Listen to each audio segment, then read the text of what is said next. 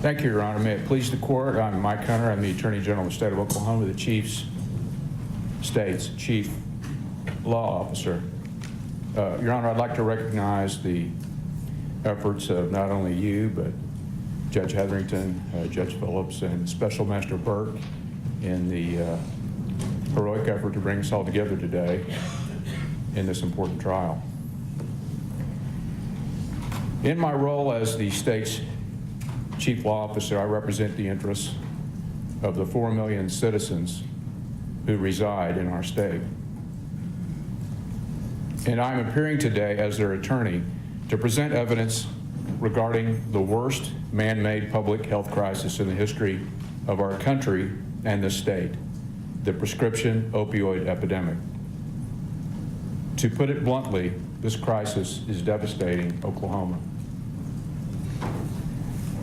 During this trial, Your Honor, our evidence will show that 4,653 Oklahomans died of unintentional overdoses involving prescription opioids from 2007 to 2017.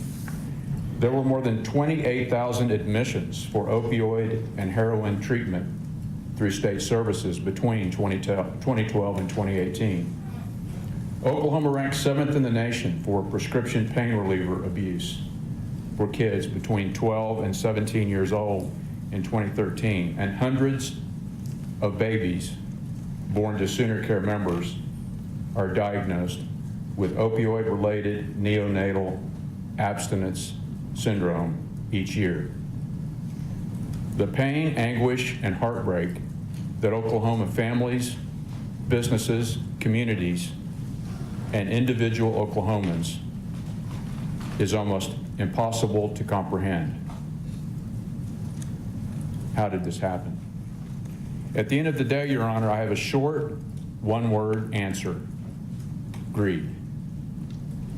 Decades ago, the defendants and their corporate collaborators rushed to fill the need the medical community created to address the fifth vital sign. Our evidence will show, Your Honor, that in their zeal to provide a magic drug, they ignored centuries of experience, well-documented scientific histories of deadly addiction epidemics, and embarked on a cynical, deceitful, multi-million-dollar brainwashing campaign to establish opioid analgesics as the magic drug. Judge, money may not be the root of all evil, but I have learned this in my nearly 40 years as a lawyer and public servant. Money can make people and businesses do bad things, very bad things. And that is why I'm here today. The fact that I am a Republican, a conservative, a believer in capitalism and marketplace does not require me to turn a blind eye when corporations hurt people. And in just a few minutes, the state's legal team will outline our case to you and the people of Oklahoma.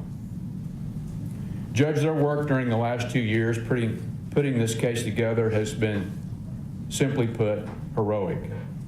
And it has been my honor to fight this fight with them. First, Brad Beckworth will preview the evidence we believe that shows the defendants are liable for their role in causing this crisis. Second, Reggie Whitten will discuss the nightmarish consequences of addiction, both as to its lethality and its ruinous destruction. Ruinous destruction that causes individuals, families, and society to suffer. This epidemic has impacted real people and their families, and it's important to show that and not view those affected as data points on a spreadsheet. Mr. Whitten will also lay out the state's abatement plan as to how we propose to decisively confront and bring an end to the opioid epidemic in Oklahoma. Lastly, Mike Burridge will discuss the legal framework of Oklahoma's public nuisance law and its application and effectiveness as an absolutely appropriate remedy to abate the epidemic. And just a word or two about the legal issues around the application of public nuisance law to this case, Judge. Over a century ago, the legislature gave the Attorney General the authority to take action to abate public nuisances that affect the health and safety of Oklahomans.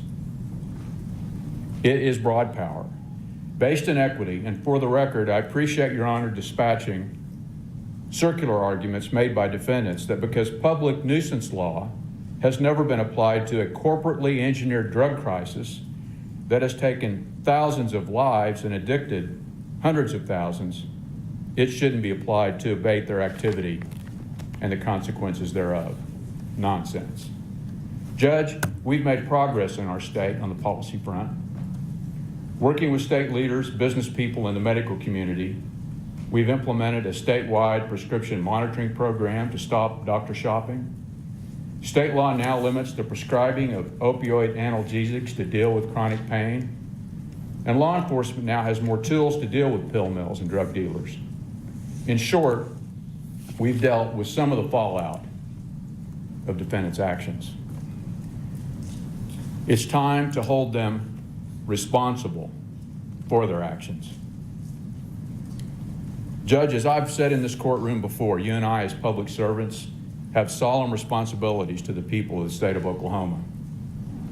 Mine is to be a zealous advocate for them in this case. Yours, I believe, is to dispense justice fairly and impartially.